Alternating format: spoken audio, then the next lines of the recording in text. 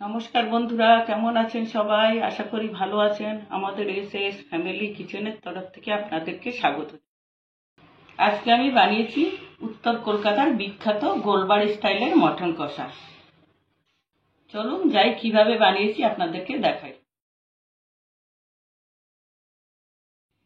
Golbari style mutton কষা বানানোর জন্য আমি এখানে নিয়েছি একটা গোটা বড় এলাচ, একটা স্টার এনিস, 15টা ছোট এলাচ, 2টো তেজপাতা, 2 ইঞ্চি দারচিনি, একটা জায়ফল, 2টো জয়ত্রী আর 15টা গোলমরিচ। এটা নিয়েছি সুপুরি।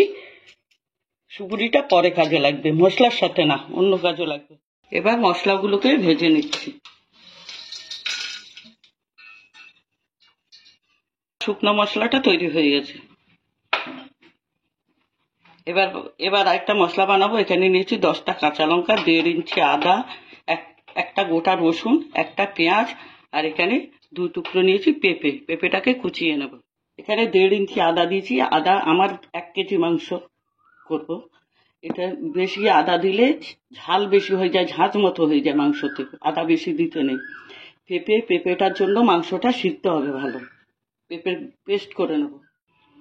আমি 1 কেজি মাংস নিয়েছি। এখানে দিয়ে দিচ্ছি 4 টেবিল চামচ দই, টক দই। 1 চামচ দিয়ে দিচ্ছি লবণ, 1 চামচ দিয়ে দিচ্ছি হলুদ, দিচ্ছি লঙ্কা।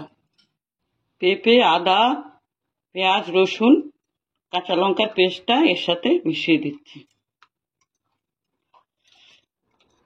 দিয়ে দিচ্ছি 2 টেবিল চামচ সর্ষের তেল।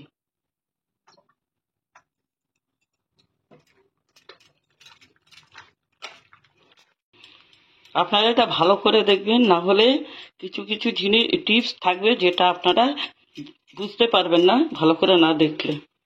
এটা আমার ম্যারিনেট হয়ে গেছে। আমি রেখে দেবো 3 ঘন্টার জন্য। সারা রাত্রের জন্য রেখে দিলেও ভালো। আমি 3 ঘন্টার জন্য ঢেকে রেখে দিচ্ছি। মটনের জন্য 2টো বড় সাইজের পেঁয়াজ বেরেস্তা করে নিই। বেরেস্তার জন্য পেঁয়াজটা ছেড়ে দিচ্ছি।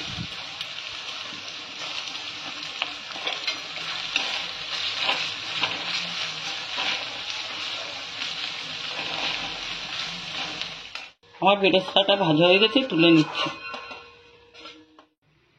3টে তেজপাতা দিয়েছি, 2টো দিচ্ছি বড় এলাচ, দারচিনি, 4টে লবঙ্গ আর 4টে ছোট এলাচ, একটা বড় সাইজের পেঁয়াজ কুচনো দিয়ে দিচ্ছি 1 চামচ চিনি। চিনিটা ক্যারামেল হয়ে গেলে ভালো কালার আসবে, এই জন্য চিনি দিতে হয়। তাছাড়া দই দিয়ে মাখানো থাকে বলে চিনি দিতেই হবে। পেঁয়াজটা ভাজা ভাজা হয়ে গেছে। এবার 3 ঘন্টা বাদে আমার মাংসটাকে এবার দিয়ে দিচ্ছি কড়াইতে।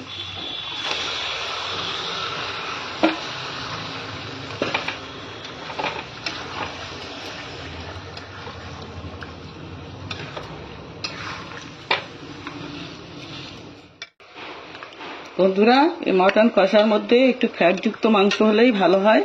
আমিও ফ্যাটযুক্ত মাংস নিয়েছি।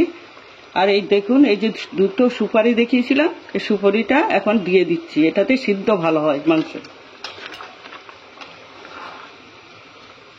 আমি কখনো মটন করলে কখনোই আমি প্রেসার কুকারে দিই না, সবসময় কড়াইতেই রান্না করি। এই একটুখানি পেঁপে বেটে দিই আর সুপুরি দিয়ে দিই। এর মধ্যে আগে জিরে ধনে দিইনি, এখন দিচ্ছি। 1 চামচ দিচ্ছি ধনে, 2 চামচ দিচ্ছি জিরে, 1 চামচ দিচ্ছি কাশ্মীরি লঙ্কার গুঁড়ো, 1 চামচ দিচ্ছি লাল লঙ্কার গুঁড়ো। এখনো প্রচুর টাইম লাগবে, অনেক জল উঠেছে। দেখুন এখনই অনেকটা কালার এসে গেছে। 1 ঘন্টা ধরে কষিয়ে যাচ্ছি লো ফ্লেমে, এখনো পর্যন্ত জল শুকায়নি। জল দেওয়া যায় না, জল যা বেরিয়েছে তাই শুকাচ্ছে না। ধীরে ধীরে কষাতে কষাতে শুকিয়ে আসবে, মাংস সেদ্ধ হয়ে যাবে। কোনো জল দিইনি, দেখুন প্রায় শুকিয়ে এসেছে। আমি আর 1 চামচ নুন দিয়ে দিচ্ছি। জল শুকিয়ে আসলে নুন বুঝে শুনে আপনারা দেবেন, কারণ একবারে নুন দিয়ে দিলে এটা তো কষা, ঝোল হয় না। তার জন্য বুঝে শুনে নুন দিতে হয়। প্রথমে ম্যারিনেট করার সময় 1 চামচ দিয়েছি, এখন 1 চামচ দিচ্ছি। আমার মাংসটা প্রায় কালার এসে গেছে। আর একটা জিনিস দিতে হবে, যেটা গোলবাড়ি স্টাইল মটন কষার একটা সিক্রেট টিপস, সেটা পরে দিচ্ছি। তার আগে বেরেস্তাটা ভেজে রেখেছিলাম, এটাকে গুঁড়ো করে দিয়ে দিচ্ছি।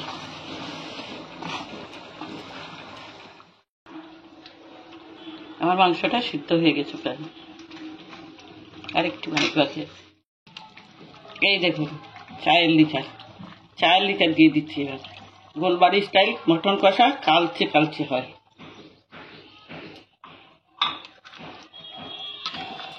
এবার আবার শুকিয়ে নেব, তাহলে হয়ে যাবে।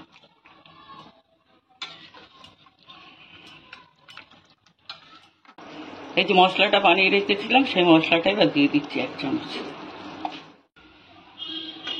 দেখুন আমার মাটন কষাটা কি সুন্দর কালার এসেছে।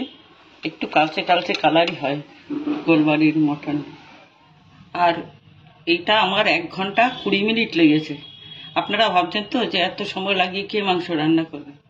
আপনার কোনো অসুবিধা নেই, এক পাশ দিয়ে কমিয়ে বসিয়ে রাখবেন, অন্য পাশ দিয়ে রান্না করবেন। আমার এই পাশ দিয়ে 2-3টে তরকারি হয়ে গেছে, আর এই পাশে আমি মটনটা করছিলাম।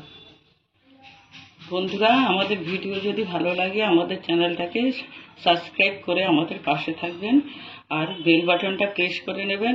নতুন কোনো ভিডিও যদি আপলোড করি আপনাদের কাছে নোটিফিকেশন পৌঁছে যাবে।